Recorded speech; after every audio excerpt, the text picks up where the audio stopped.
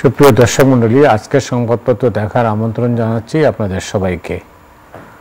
অধ্যাপক পারভেজ করিম আব্বাসী আমাদের সঙ্গে রয়েছেন, স্বাগত আপনাকে। ধন্যবাদ মতি ভাই। শিরোনাম হচ্ছে বাংলাদেশ প্রতিদিন, বিপ্লব থেকে নতুন দল, জাতীয় নাগরিক পার্টির নেতৃত্বে যারা, মানবজমিন, নতুন বাংলাদেশ গড়ার ডাক, নির্বাচনমুখী বিএনপি,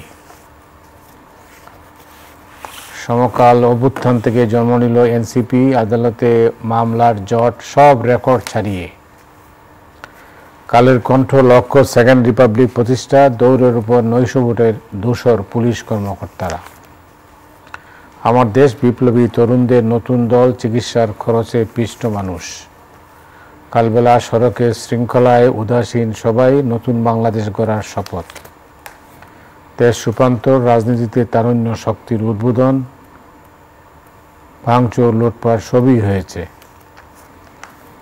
দিনকাল ঐক্যই শক্তি, ঐক্যই মুক্তি, নির্বাচনে আওয়ামী উচ্চ পর্যায়ের কর্মকর্তারা অস্থিরতায়, প্রশাসন করতোয়া, ভারত পাকিস্তানপন্থী ঠাঁই দেশে হবে না, ভোটের সরকার গঠন না হওয়া পর্যন্ত গণতন্ত্র ঝুঁকিমুক্ত নয়। Tarek Rahman. TBS Saturday, national citizen party unbuild with place for second republic, fresh constitution. আজকে দিনের একটাই খবর, নতুন একটি রাজনৈতিক দলের জন্ম হলো। প্রেক্ষাপটটা আপনি ভালো করে জানেন। জি। তো আমাদের দর্শকরা হয়তো জানতে চাইবেন বা তাদের জানার আগ্রহ হবে, কৌতূহল হবে, বা এমনিতেও সর্বত্রই কৌতূহল আছে যে এত দল থাকতে তারা একটা নতুন দল করতে গেলেন কেন? খুবই সঙ্গত প্রশ্ন, ধন্যবাদ মতি ভাই।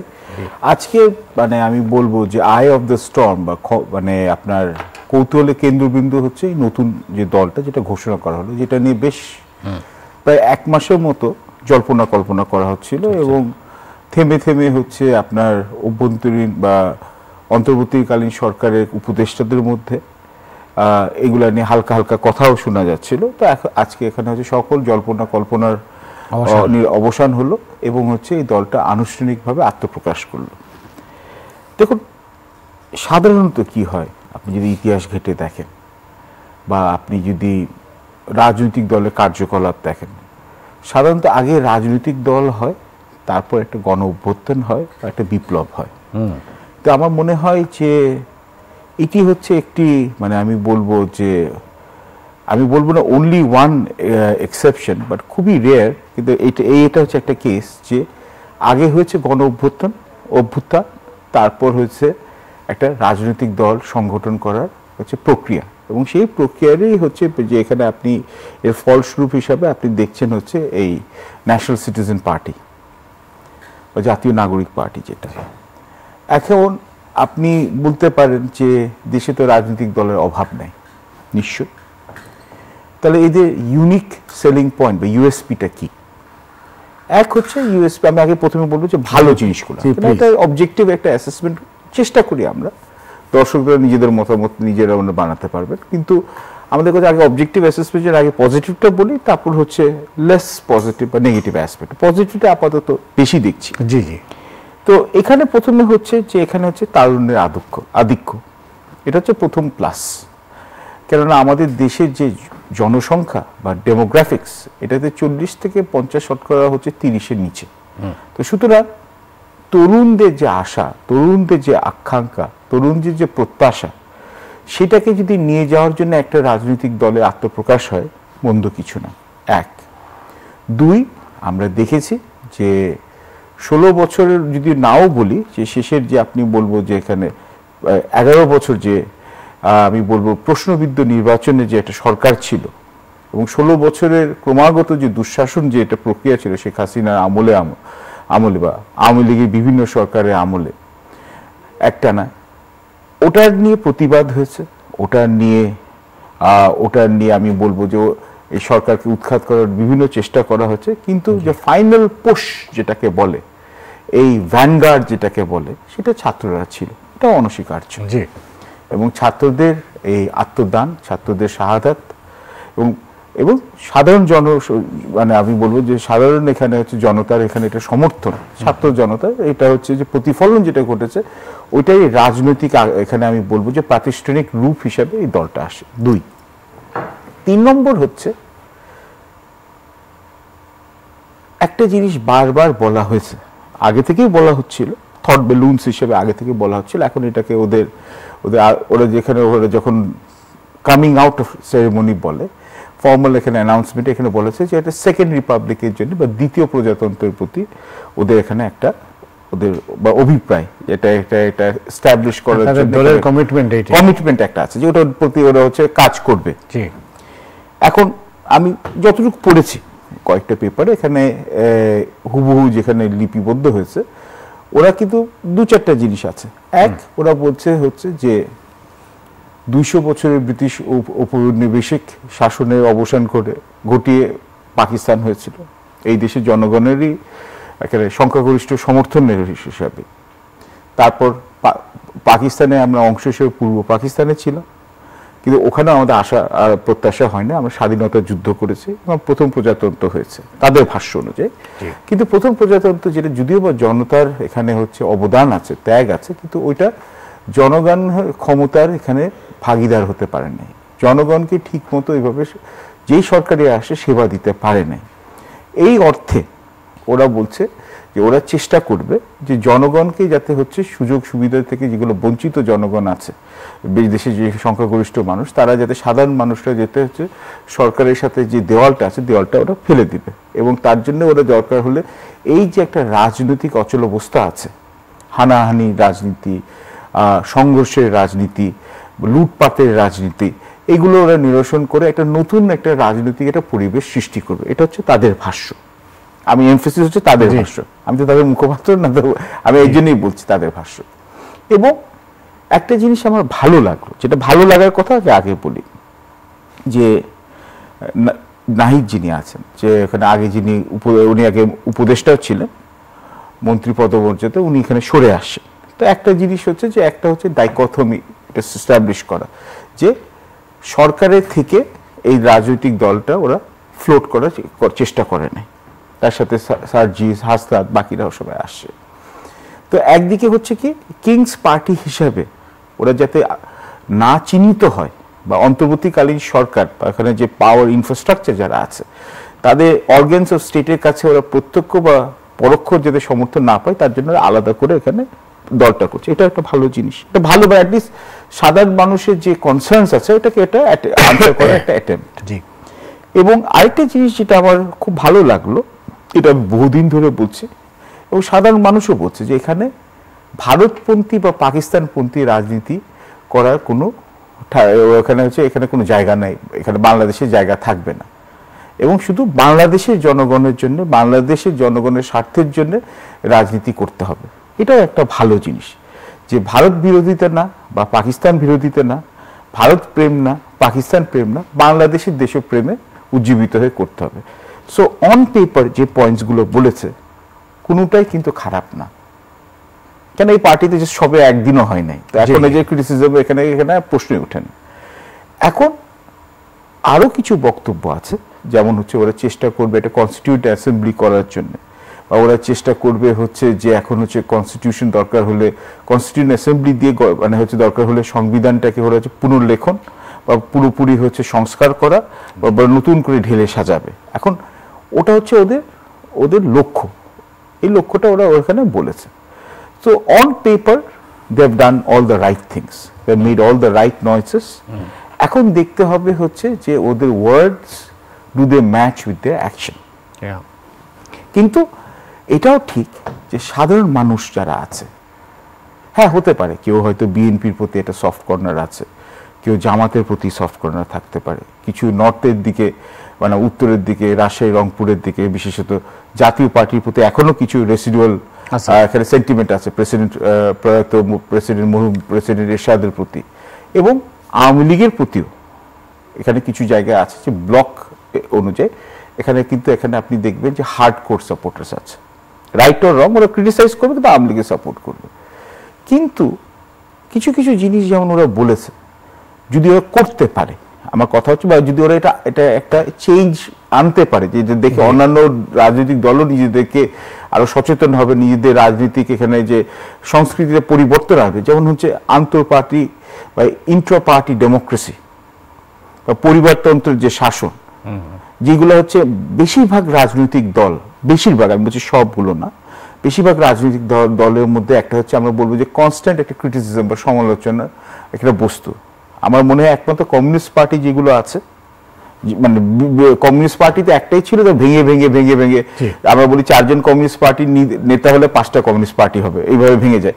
কিন্তু এক কমিউনিস্ট পার্টি এবং হচ্ছে স্বীকার করতে হবে যে জামাতে ইসলামী এদের মধ্যে হচ্ছে যদ্দূর শোনা যায় যে ওদের মধ্যে হচ্ছে যে at least inter party democracy practice আছে, ভালোটাকে ভালো বলতেই হবে। কিন্তু আপনি দেখুন হচ্ছে যে বিএনপির মধ্যে বা আওয়ামী লীগের মধ্যে, সেই অর্থে জাতীয় পার্টির মধ্যেও একটা পরিবারতন্ত্র বা একটা গোষ্ঠীতন্ত্রের একটা ক্ষমতার এখানে একটা চাপ আছে। এখন এগুলো তো ভালো কথা বলে দিলাম, যেখানে অবজেক্টিভ অ্যাসেসমেন্ট।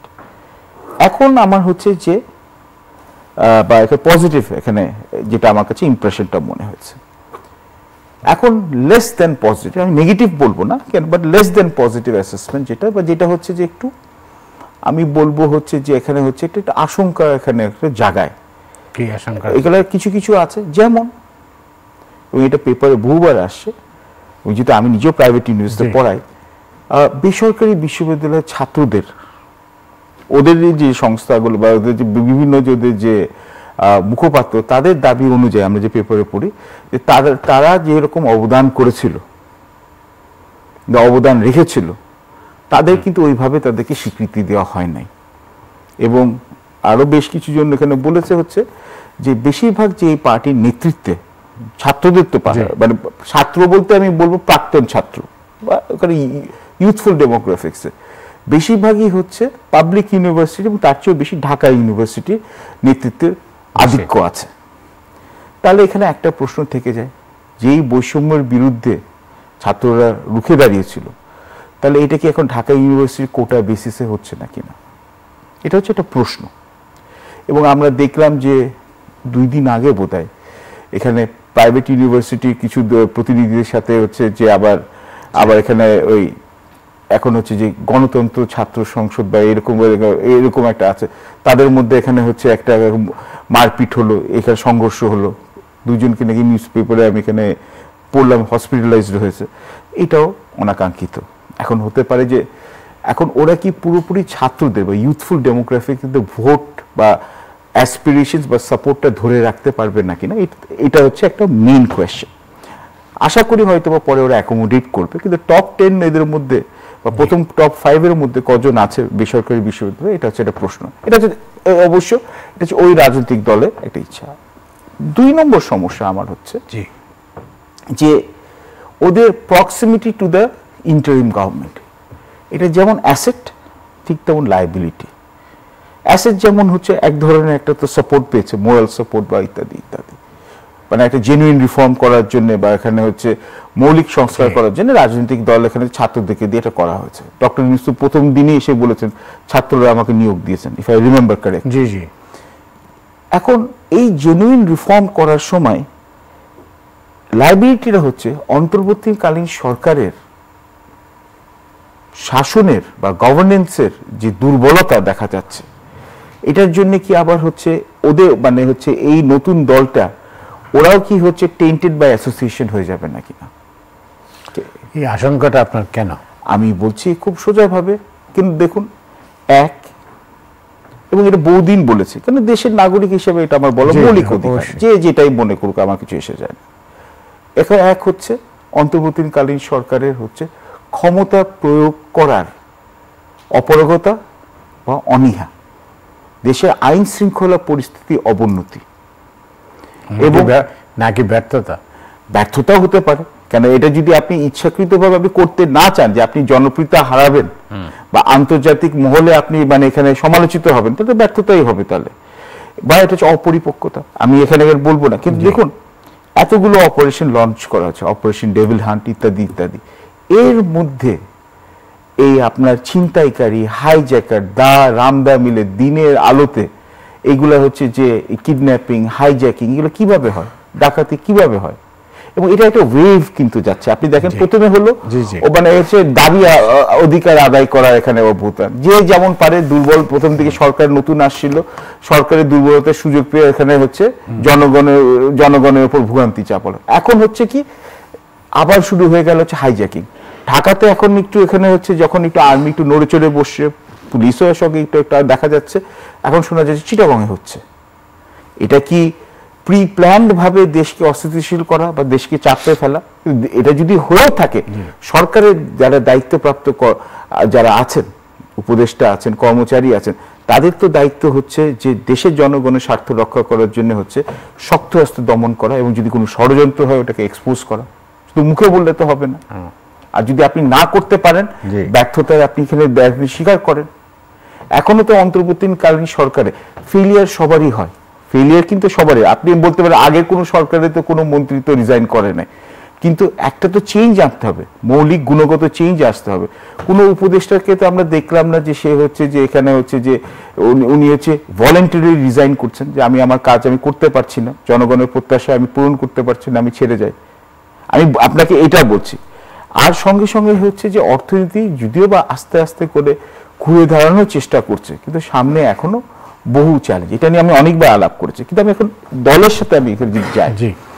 তো এখন এই অন্তর্বর্তীকালীন সরকারের সাথে এবং ছাত্রদের যেটা নিবিড় সম্পর্ক আছে, তাহলে অন্তর্বর্তীকালীন সরকারের মানে ল্যাক অফ গুড গভর্নেন্স, সুশাসনের অভাব, বা অন্তর্বর্তীকালীন সরকারের inability to ensure law and order, এটা কি এই নতুন দলের উপর রিফ্লেক্টেড হবে না কিনা, এটা হচ্ছে ওদেরকে ডিসাইড করতে হবে।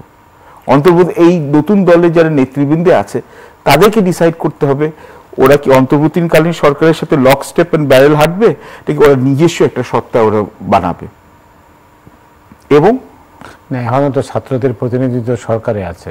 এক্স্যাক্টলি, এটা ওই রকম না হয়ে যায় হাসিনার সরকারের আমলে যে জাতীয় পার্টি বিরোধী পার্টিতেও বসতো, আবার হচ্ছে যে আবার হচ্ছে সরকারের মধ্যে ওদের মন্ত্রীরা ছিল, এরকম না হয়। কেন এখানে হচ্ছে যে অনেকে আছে, অনেক মানুষ আছে যারা চায় যে ছাত্রদের এই দল দেশের রাজনীতি করার একটা গুণগত পরিবর্তন আনবে, একটা মান একটা উন্নত করবে, একটা মোর ইনক্লুসিভ একটা টলারেন্ট পলিটিক্স হবে। ওরাও বলছে ইনক্লুসিভ টলারেন্ট পলিটিক্স, পিছনের দিকে আমরা এখানে বাদ বিবাদ ভুলে গিয়ে সামনের দিকে আগাবো, অল দ্য রাইট থিংস।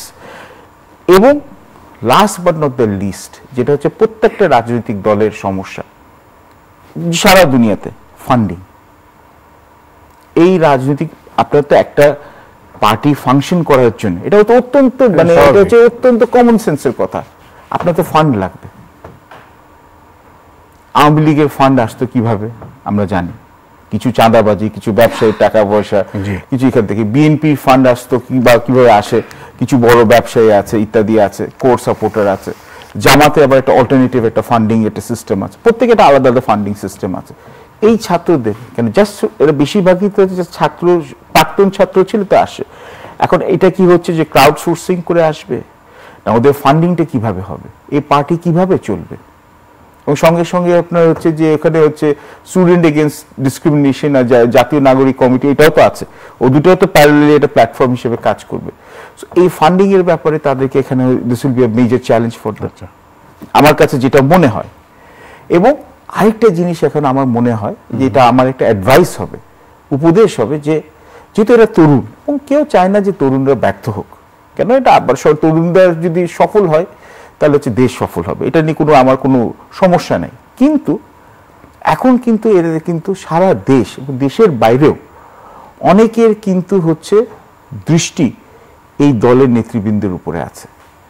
তাদের চুলচেরা বিশ্লেষণ করা হবে, তারা কি কথা বলছে, তারা কার সাথে কি কাজ করছে, ব্যক্তিগত জীবনে যে কি ট্রানজাকশন আছে, পাবলিক লাইফে যখন স্পটলাইটটা চলে আসবে। এবং তাদের কম্পিটিটর, এখন বিএনপিও তাদের কম্পিটিটর, এক অর্থে জামাতও তাদের কম্পিটিটর। আপনি এখন ওইভাবে চিন্তা করেন, বাকি সব দলের কম্পিটিটর। আওয়ামী লীগ তো এক অর্থে নিজেকে এখন মানে মাঠের বাইরে চলে গেছে, খেলার মাঠের বাইরে। এখন সবাই কিন্তু ওদের হচ্ছে যে দোষ ত্রুটিটা কিন্তু খোঁজার জন্য কিন্তু তৎপর থাকবে। তো এখন কিন্তু ওদের আরো স্টেটসম্যান লাইক হতে হবে। আপনি বিএনপি, জামাত, জাতীয় পার্টির কথা বললেন। জি, আওয়ামী লীগ কিভাবে দেখবে এই পার্টিকে? ভালো চোখে তো দেখার কথা না, কেননা এখনো তো আওয়ামী লীগের এখানে নেতৃবৃন্দ যারা ভারতে বেশিরভাগই পালিয়ে আছে, ভারত ওদের সেকেন্ড হোম হয়ে গেছে এক অর্থে। তো এখন বেশিরভাগই এখানে হচ্ছে তারা এখানে এই দলের সাথে তো ওরা বিশেষ একটা সহযোগিতা বা এই দলের সফলতা তো ওরা চাইবে না, কেন ওরা তো ছাত্রদেরকে ডিরেক্টলি সরাসরি ওদেরকে ব্লেম করে এবং ওদের জন্য অনেক ধরনের ওদের থিওরি বার করা হয়েছে। কিন্তু পলিটিক্সের শেষ কথা বলে কোনো কিছু নাই।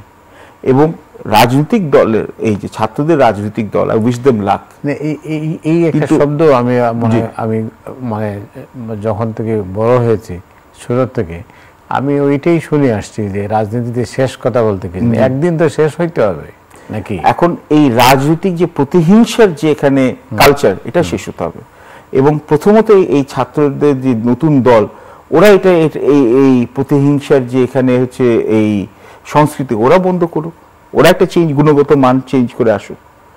মানে ওরা মানে ইনটলারেন্সটা যাতে ওদের মধ্যে না দেখা যায়। কারণ এই দলকে যদি কেউ সমালোচনা করে তাহলে ওটার প্রতি ওরা কতটুকু সহনশীলতা দেখাতে পারবে, এটাও একটা ব্যাপার। এবং রাজনীতিতে তত্ত্বগতভাবে আলাপ আলোচনা করা খুব সহজ। আমি এখানে অনেক কিছু জ্ঞান বিতরণ করতে পারি, রাজনীতির মাথায় কিন্তু আমি জিরো। তার জন্য রাজনীতিতে আমার কোনো আগ্রহ নাই, কেন আমার যোগ্যতা নেই, মেধা নেই। আমি অকপটে আমি স্বীকার করছি, সবাইকে দ্বারা সবকিছু হয় না।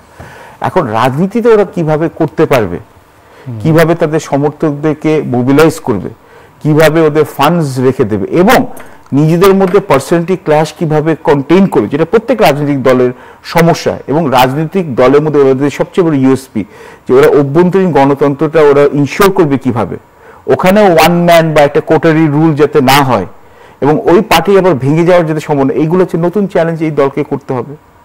এবং ওরা নির্বাচনের জন্য নির্বাচনমুখী হতে হবে। এবং আমি শুধু আপনার সাথে আরেকটা, শুধু আপনি এখানে, আমি যদি এখান থেকে আরেকটা সরে যাই, আর সবার মাথায় কিন্তু একটাও রাখতে হবে, এবং এটা আমি অন্য একটা প্রোগ্রামেও গিয়ে বলেছিলাম, যে আমাদের দেশের আইন শৃঙ্খলা পরিস্থিতি যে সমস্যাটা, এটা কিন্তু ছোট করে দেখার বিষয় না। আইদার আপনারা মনে করেন যে ল এনফোর্সমেন্ট, আইন প্রশাসনের এখানে পুলিশ প্রশাসনের এখানে হচ্ছে যে দুর্বলতার সুযোগ দিয়ে করছে, বা দেশে বিদেশে একটা হাওয়া আসছে, যেভাবে হোক। আপনি দেখুন এরশাদের আমলে, আপনারা তো তখন তো হচ্ছে ইউ আর কভারিং দিস, আমরা তো ছোট ছিলাম, কিন্তু এই প্রেসিডেন্ট এরশাদের পতনের সময় কিন্তু আমি শুনি নাই যে আর্মির কোনো বেস বা এয়ারফোর্স বা নেভির কোনো বেসে কিন্তু আক্রমণ হচ্ছে।